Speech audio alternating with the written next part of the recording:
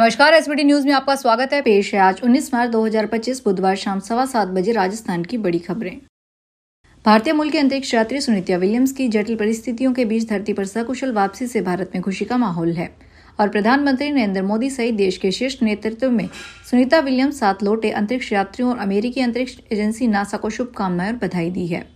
प्रधानमंत्री मोदी ने सुनीता और अंतरिक्ष स्टेशन के साथी यात्रियों की वापसी पर बुधवार को सोशल मीडिया पर एक पोस्ट में कहा, क्रू 9 आपका स्वागत है, पृथ्वी को आपकी याद आई। राजस्थान विधानसभा में आज बुधवार को उच्च शिक्षा मंत्री डॉक्टर प्रेमचंद बैरवा ने राजस्थान कोचिंग सेंटर नियंत्रण और विनियमक विधेयक 2025 को पुनः स्थापित किया। इस विधेयक पर 2 दिन बाद चर्चा होगी और इसे पारित किया जाएगा। विधेयक में कोचिंग सेंटरों पर सख्त नियंत्रण और निगरानी के प्रावधान किए गए हैं। नियम उल्लंघन पर भारी जुर्माना और मान्यता रद्द करने का प्रावधान बिल में कोचिंग सेंटरों की मान्यता रद्द करने, भारी जुर्माना लगाने और लैंड रेवेन्यू एक्ट के तहत जब्ती जैसे प्रावधान शामिल हैं। इस कानून के पारित होने के बाद हर कोचिंग सेंटर के लिए रजिस्ट्रेशन अनिवार्य होगा। विद्यार्थियों की सुविधा और निगरानी के लिए राज्य स्तरीय पोर्टल और काउंसलिंग के लिए हेल्पलाइन बनाई जाएगी। मां वैष्णो देवी के दर्शन के लिए श्रद्धालुओं की बढ़ती संख्या एक बार फिर से कटरा में चहल पहल का माहौल बना रही है। हाल ही में 29,413 श्रद्धालुओं ने मां के दर पर हाजिरी लगाई। कटरा से भवन तक की यात्रा में श्रद्धालु अपने प्रियजनों के साथ सुख शांति के लिए प्रार्थना करते हुए जा रहे हैं, जिसके चलते श्री माता वैष्णो देवी श्राइन बोर्ड ने सुविधाओं को सुनिश्चित करने के लिए सभी प्रमुख धार्मिक स्थलों पर बिजली, गर्म पानी और कंबल की उचित व्यवस्था की है। यात्रा के दौरान श्रद्धालुओं को किसी प्रकार की परेशानी का सामना न करना पड़े, इसके लिए आपदा प्रबंधन दल और पुलिस प्रशासन की तैनाती की गई है। राजस्थान सरकार ने लाडो प्रोत्साहन योजना में महत्वपूर्ण बदलाव करने की घोषणा की है। अब सेविंग बॉन्ड की राशि 1 लाख के बजाय 1.5 लाख रुपए दी जाएगी। इसके अलावा आंगनबाड़ी केंद्रों में कुपोषित बच्चों को प्रदान किए जाने वाले दूध की मात्रा को भी 15 ग्राम से बढ़ाकर 25 ग्राम प्रति पैकेट किया गया है।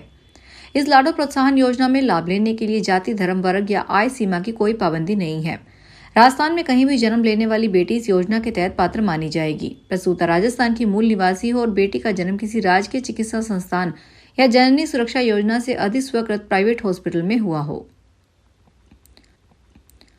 डिजिटल पेमेंट में बढ़ते फ्रॉड को रोकने के लिए एनपीसीआई नई सख्त कदम उठा रहा है। रिपोर्ट्स के मुताबिक डिजिटल फ्रॉड को रोकने के लिए national payments corporation of India UPI पर पुल ट्रांजैक्शन को हटाने के लिए बैंकों से बातचीत कर रहा है। यूपीआई के माध्यम से ज्यादातर डिजिटल फ्रॉड पुल ट्रांजैक्शन के जरिए किए जाते हैं। अब एनपीसीआई की कोशिश इस फीचर को हटाकर फ्रॉड को कम करना है।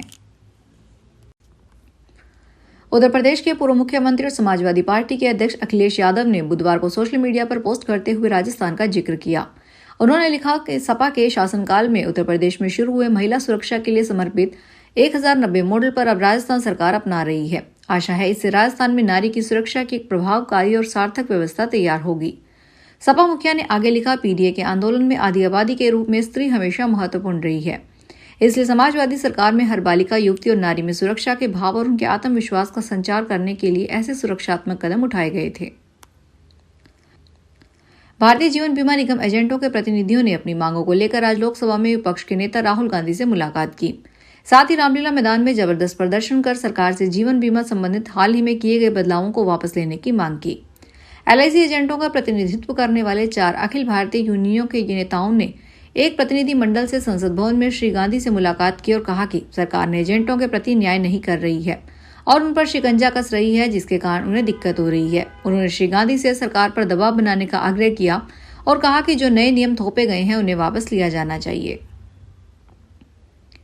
राजस्थान में बोर्ड परीक्षा का परिणाम होने के बाद प्रदेश में नया शैक्षणिक सत्र शुरू हो जाएगा। नए सत्र में सरकारी स्कूलों में शिक्षकों की भारी कमी देखने को मिली है। नए शिक्षा सत्र 2025-26 में कुल 74,000 शिक्षकों की कमी होगी, जिससे प्रदेश में गुणवत्तापूर्ण शिक्षा देने की सरकार की योजनाओं पर सवालिया निशान खड़े हो रहे हैं। सरकारी आंकड़ों के अनुसार सरकारी स्कूलों में 52,000 शिक्षक पद खाली पड़े हुए हैं। आगामी शैक्षणिक सत्र में विभागीय पदोन्नति के बाद 22,000 पद और रिक्त हो जाएंगे, जिससे कुल खाली पदों की संख्या 74,000 हो जाएगी। हाल ही में शिक्षा मंत्री मदन दिलावर ने नए शैक्षणिक सत्र में शिक्षकों की पदोन्नति की बात कही है। शिक्षकों की पदोन्नति के कारण स्कूलों में कई पद खाली पड़े हुए हैं, इससे शिक्षकों की कमी का संकट गहराता जा रहा है। राजस्थान माध्यमिक शिक्षा बोर्ड द्वारा 27 और 28 फरवरी को कराई गई रीट 2024 की आंसर की के लिए 1 सप्ताह का और इंतजार करना होगा। बोर्ड प्रशासन ने स्कैनिंग का काम लगभग पूरा कर लिया है और 24 या 25 मार्च को आंसर की जारी कर दी जाएगी। 7 से 15 दिन का समय आपत्तियां दर्ज कराने के लिए दिया जाएगा। इसके बाद परिणाम का रास्ता साफ हो जाएगा। बोर्ड सचिव कैलाश चंद्र शर्मा ने बताया कि OMR शीट स्कैन करने का काम 90% से ज्यादा हो चुका है। 2 दिन में शेष काम पूरा हो जाएगा। इसके बाद स्कैनिंग की गई OMR शीट का मिलान किया जाएगा। इसके बाद आंसर की जारी की जाएगी। आंसर की 25 मार्च से पहले ही जारी करने की तैयारी है। किसी तकनीकी कमी के चलते अगर कोई दिक्कत आई तो इसे 25 को जारी किया जाएगा। चुनाव आयुक्तों की नियुक्ति के लिए बने कानून की चुनौती देने वाले याचिका पर बुधवार को सुप्रीम कोर्ट में सुनवाई हुई। जस्टिस सूर्यकांत और एन कोटेश्वर सिंह की बेंच ने अगली तारीख 16 अप्रैल तय की है। एसोसिएशन फॉर डेमोक्रेटिक रिफॉर्म्स, लोक प्रहरी और JR ठाकुर समेत कई याचिकाकर्ताओं ने नए कानून को चुनौती दी है। याचिकाकर्ता का सवाल है कि चुनाव आयुक्त का चयन करने वाली कमेटी में चीफ जस्टिस को बाहर क्यों कर दिया जाए। राजस्थान पुलिस ने महिला सुरक्षा को लेकर एक नया कदम उठाया है। राजकॉप ऐप में नीड हेल्प नामक फीचर जोड़ा गया है, जिसमें महिलाओं को बिना समय गंवाए सहायता उपलब्ध करवाई जाएगी। इस ऐप की मदद से स्कूल, कॉलेज, बाजार या भीड़-भाड़ वाली जगहों पर लड़कियों और महिलाओं के साथ मनचलों के छेड़छाड़ करने पर तत्काल कालिका पुलिस पहुंचकर मनचलों पर कार्रवाई होगी। अलवर जिले में करीब 3000 से ज्यादा बालिकाओं और महिलाओं को यह ऐप डाउनलोड करवाया जा चुका है।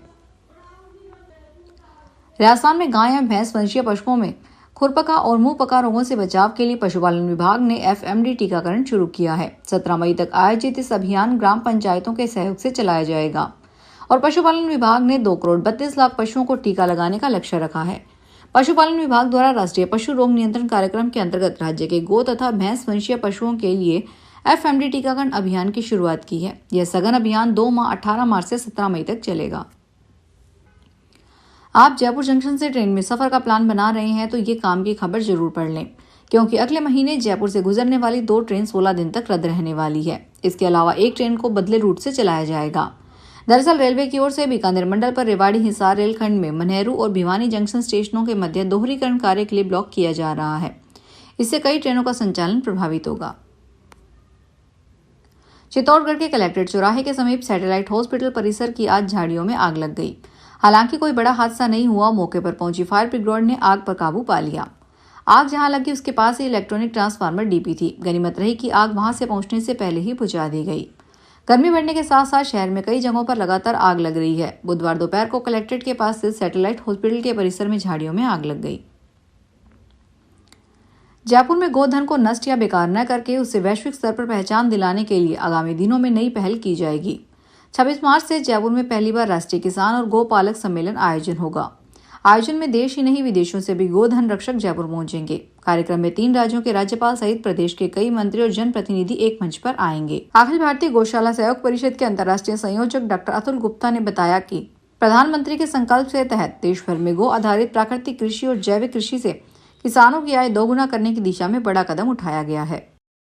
फिलहाल इस बुलेटिन में इतना ही। फिर हाजिर होंगे बड़ी खबरों के साथ।